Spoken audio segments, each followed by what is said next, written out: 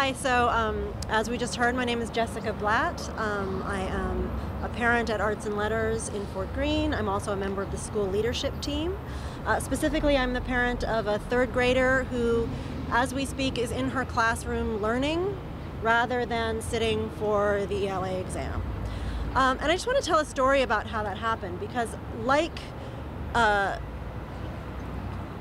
daughter, 83% of the third grade won't be taking the tests this year.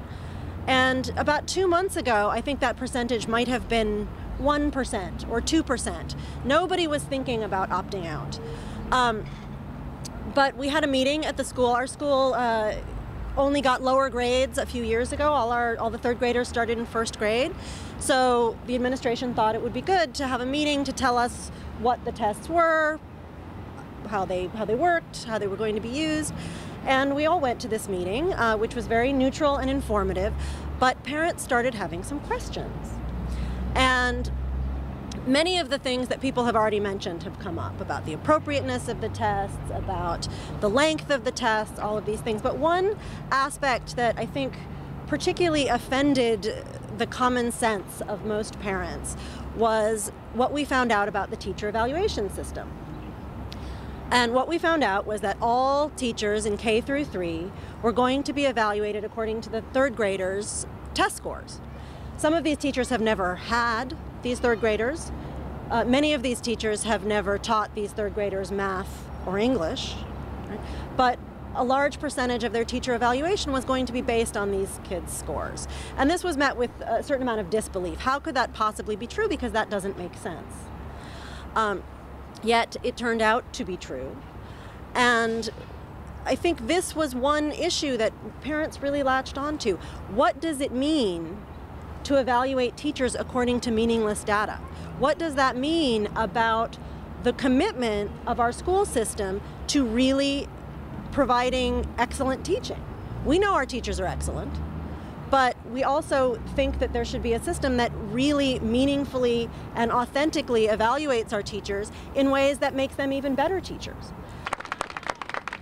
Hi, my name is Johanna Perez, and I have a 5th grader and a 3rd grader from Brooklyn New School, and I am opting them out. My decision to opt them out is because I feel that what they have learned throughout their school year does not reflect what is on the state tests. And I also feel that it takes, I think it's in August is when we find out the results, and it also doesn't, I am not allowed to look at the test results and see where it is that my child didn't do well in. And so how is it that these tests are helping my children that are taking these tests? And then also as far as the English language learners that are taking these tests, it's also unfair. A lot of the way that the tests have been made, it's a lot of reading, and for the reading and also for the math, and I think it's unfair for them to be able to understand what it is that they're learning for the English language learners. Thank you. And the good news is, and we're seeing this so much in Brooklyn these days, later on in life, in the ways that people succeed, we also see an enormous number of ways for people to succeed. Today's kids are going to be tomorrow's entrepreneurs and chefs and poets and movie makers.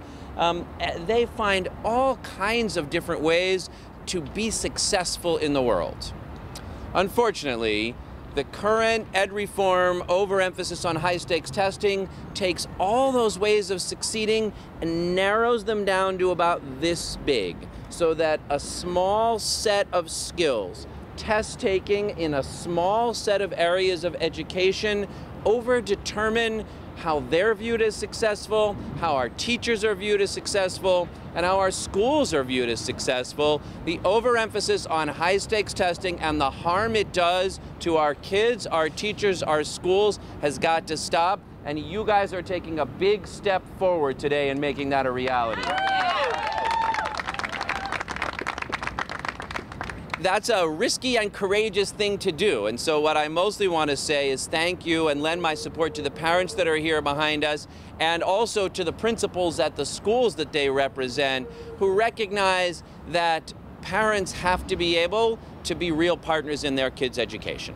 And I support the choices of those parents who say, you know what, this is the system that we have, and my kids are going to take the test. But boy, I also support those parents who are here today saying, my kid is not going to be a pawn in the overemphasis on high-stakes testing that's characterizing our schools today. And we all should be standing up for the rights of parents to have that real say in their kids' education.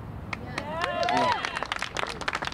I'm also pleased that some of the parents that are here and some of the schools that are here are on the cutting edge of pushing to help us think about how schools can be successful and, yes, be held accountable, while also broadening out what we measure, what we evaluate, how we help kids succeed, how we help teachers succeed and grow, and really enable all our kids and all our schools to succeed in all the different ways that they can. So one more time, just thank you. Congratulations for the courage that you're taking today. Thank you for the step you're taking forward. It's not only for your kids individually, and not only for this handful of wonderful schools, it really is an important step forward toward a New York City public school system that will truly serve all our kids. So thank you very much and congratulations. And don't forget, if you live in the 39th district, definitely don't forget to vote in participatory budgeting. The polls open today at 7:30 and they go until Sunday. Saturday and Sunday there's locations around the district. You can go on the website and see it. Thank you very much. Oh, you're welcome. Thank you.